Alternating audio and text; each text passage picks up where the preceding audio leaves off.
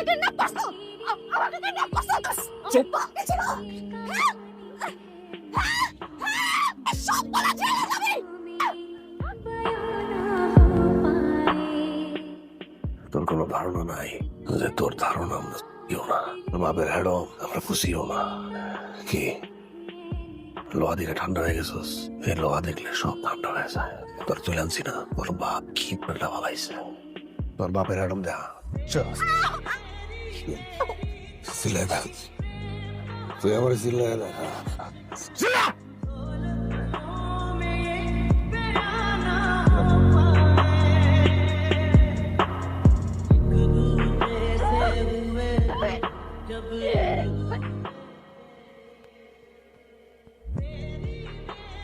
ভাইয়া thank you চিকেনটার জন্য।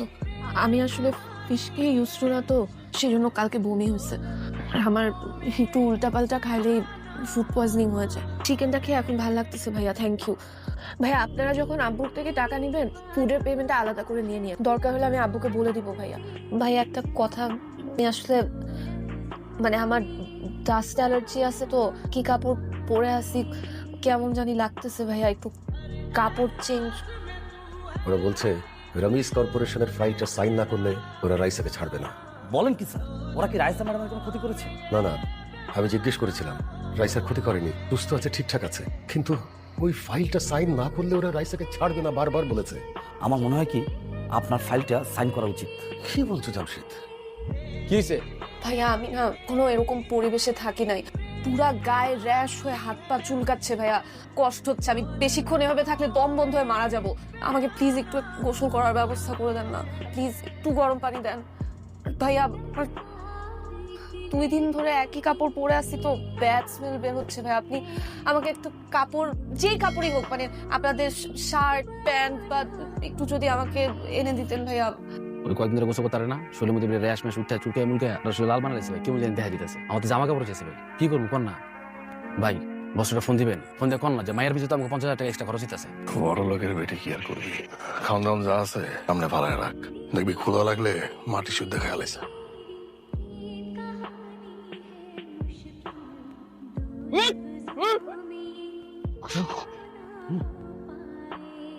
এটা কি নিয়ে আইসস? এটা কি বেসন যাইব? ঘরের ভিতরে দেখ আর কি আছে। বল। তুই না পিছিলি এখানে অনেক লোকজন, অনেক মাল সামাল, এটি কোনো মাল সামাল, হ্যাঁ? দেখবো থ্যাংক গড আপনারা চলে আসছেন। আমি কত হেল্প করে চিৎকার করছি, কিন্তু কোনো গ্রামবাসী আসে নাই। আঙ্কেল এই যে এই মদর আমাকে কিডন্যাপ করে নিয়ে আসছে আঙ্কেল। ওটাকে খুঁজে বের করেন, একে ধরে নিয়ে যান আঙ্কেল, প্লিজ আঙ্কেল। আমাকে আঙ্কেল আপনি আমার হাত ধরতেছেন কেন? আঙ্কেল আরো একজন আছে আমাকে টাকার জন্য কিডন্যাপ করছে, আমার বাবার কাছ থেকে টাকা নিবে এরা। ছেড়ে দিলাম, আসল জিনিস তো পেয়ে গেছি। আরে স্যার কি করতে? কিসে ওর ভাই কই? ওই ডাকাতে ছিল ভাই, ডাকাতে মেরে লয়ে গেছে। এই বাবা, ডাকাত করতে গেছে এবার পৌঁছে আছে। মায়া কই? কোনো কাম দিলে কাম পারছ না? গেছি একটু মাল খাইতে। কোন দিকে গেছে? কোন দিকে গেছে? জঙ্গল থেকে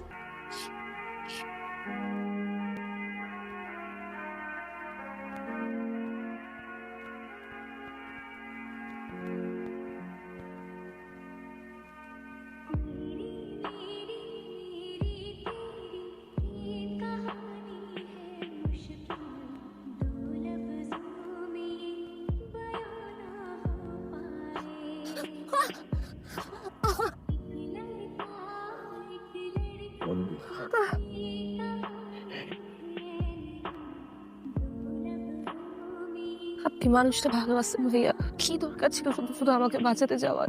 আমার কারণে আপনার একজন লোক, আমি সরি ভাই, আমি আসলে বুঝতে পারি নাই ওরা ডাকাত, আমি বুঝতে পারি নাই ওরা এভাবে করে কিভাবে মানুষ মেরে ফেলতে পারে ভাইয়া, এভাবে করে মানুষ কিভাবে মেরে ফেলতে পারে।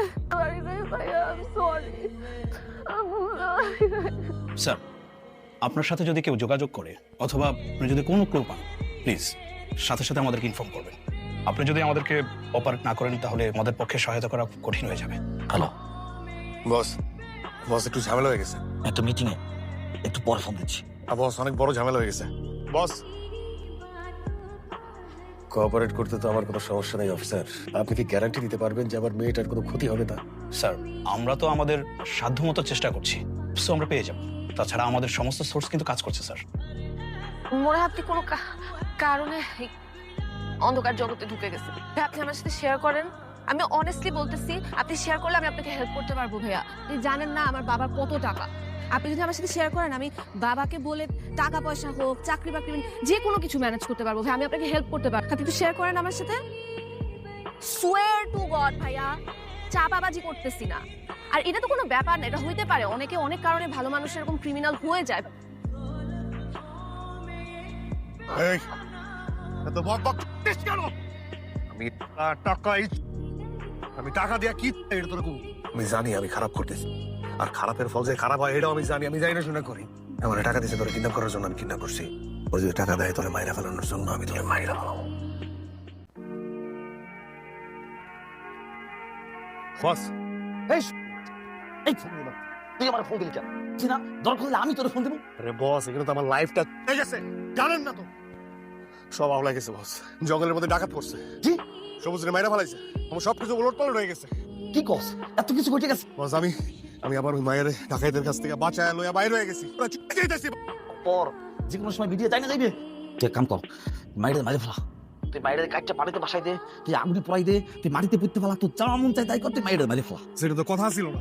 আর শোন, তুই মাইরে তুই সোজা বর্ডারে চলে যাবি। তোর টাকা পয়সা পাসপোর্ট যা লাগে আমি পাঠাই দেবো। আমার পোলাপান গিয়ে তোর দিয়ে আসবে। পরিস্থিতি ঠান্ডা না হলে তুই কোনোভাবেই পারে পাবি না। পরিস্থিতি ঠান্ডা হবে, আমি তোর ফোন দিয়ে ডাকবো। তার আগে তুই আসবি না, তোর চেহারা আমি দেখতে চাই না। তার করে তুই ভাগ। বস যে আমাদের ফোন করলো না, তখন কইছে আপনার মাইরে ফেলতে। আপনি তো আমাকে মারবেন না, তাই না? না না, আমাকে মারলে তো আপনি আপনি টাকা পাবেন কিভাবে? আমাকে মারলে তো আপনি টাকা পাবেন না। না, পুলিশ টাকা সব কিছু মিলে তো ক্যাসেল হয়ে গেছে। বস কইছে আপনাকে মাইরে ফেলতে।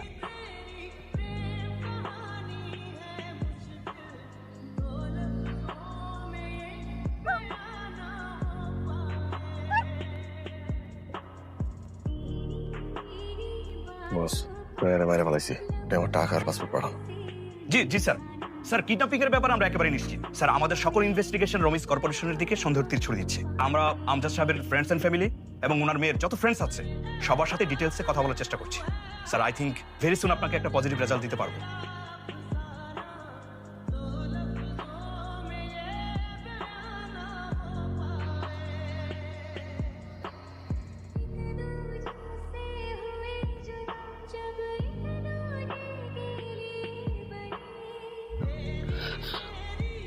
ওই সোজা গেলে ওই জঙ্গলের পরে পথ যদি রওনা দেওয়া হয়, আমার গল্পটা আপনার কম। আমি টাকা দিয়ে কি করবো?